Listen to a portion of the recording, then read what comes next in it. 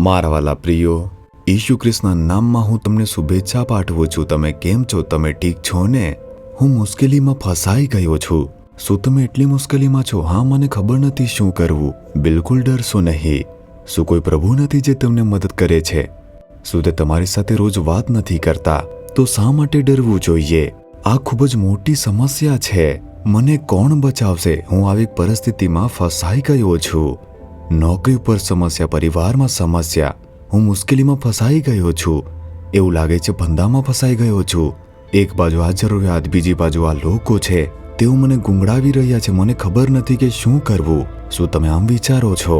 પરમેશ્વર તમને વચન આપી રહ્યા છે, હું તમને બચાવીશ. ગીત શાસ્ત્ર તેના 50:15 વચનમાં, હું તમને છોડાવીશ અને તમે મારો મહિમા પ્રગટ કરશો. હું તમને કોઈ પણ મુશ્કેલીમાંથી મુક્ત કરી શકું છું. તે કરી શકે છે, ખરું છે ને?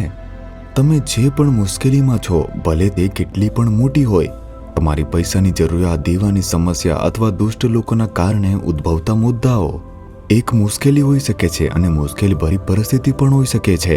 શું હું તેમાંથી મુક્ત થઈ શકું છું? શું તમે આવી પરિસ્થિતિમાં છો? શું તમે આમ વિચારો છો? પરમેશ્વર કહે છે કે મને બોલાવો. જો તમે મને બોલાવશો તો હું તમને બચાવવા માટે આવીશ. હું એક ભાઈને ઓળખું છું. તે એક એસ્ટેટમાં મેનેજર તરીકે નોકરી કરી રહ્યા હતા. તે ચાના બગીચામાં કામ કરતા હતા. એક મેનેજર તરીકે તે ત્યાં નોકરી કરતા હતા. તેને તેના કામદારો સાથે સતત સમસ્યાઓ ઉદ્ભવતી હતી. તેઓ તેની સાથે વિરોધમાં ખૂબ જ પ્રદર્શન કરતા.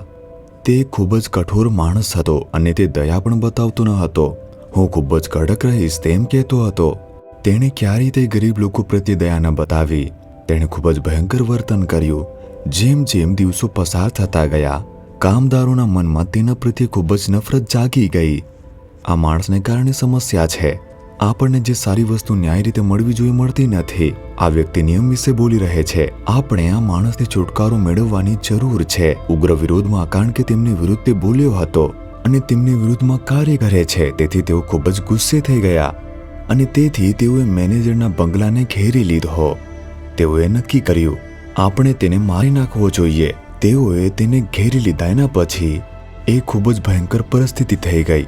એક સુરક્ષા ગાર્ડ ત્યાં હતો, પણ તે એક માણસ શું કરી શકે? તેથી તેને ગમે ત્યારે પણ ખતરો આવી શકે છે. તેઓ તેના ઘરની બહાર આવે છે અને તેમની રાહ પણ ત્યાં જોઈ રહ્યા છે. તેણે તેના ઉપરી અધિકારીઓને ફોન કરીને જાણ કરાવવાનો પ્રયાસ કર્યો.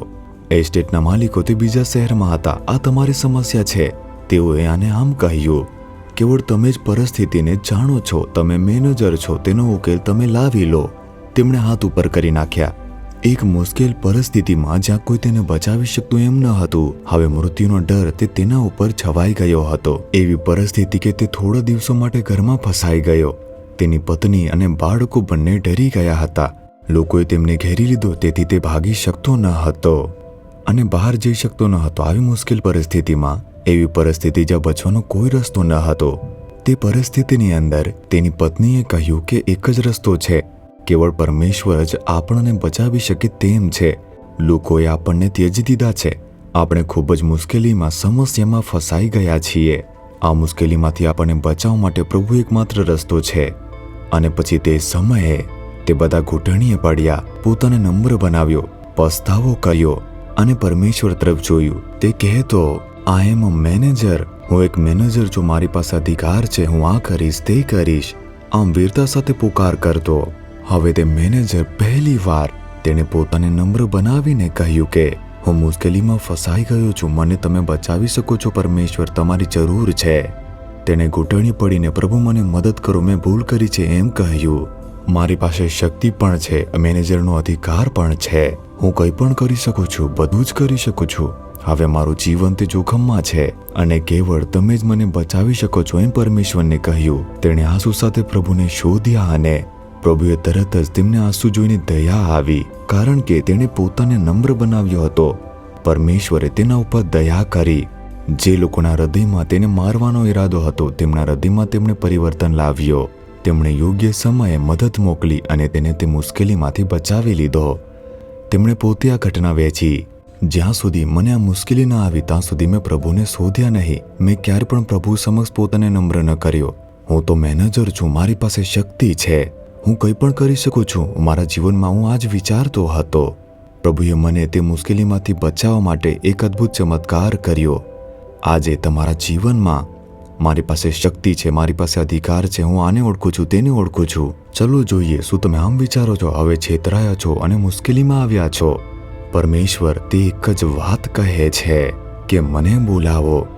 તમે તમારા લોકો ઉપર, તમે તમારા પદ ઉપર અને સત્તાવાળો તરફ જે આશાથી જોયું કે તેઓ તમને મદદ કરશે. હવે તમે ઉપર જુઓ, મારી તરફ જુઓ. તે કહે છે જો તમે મને બોલાવશો હું મદદ કરીશ. તમારી જાતને નમ્ર બનાવીને કહો, હે ઈશુ, તમે મને મદદ કરો, અને તત્કાળ આજે જ એક મદદ આવશે.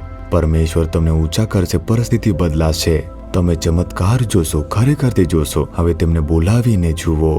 તમે કહો કે હે ઈશુ, મને મદદ કરો.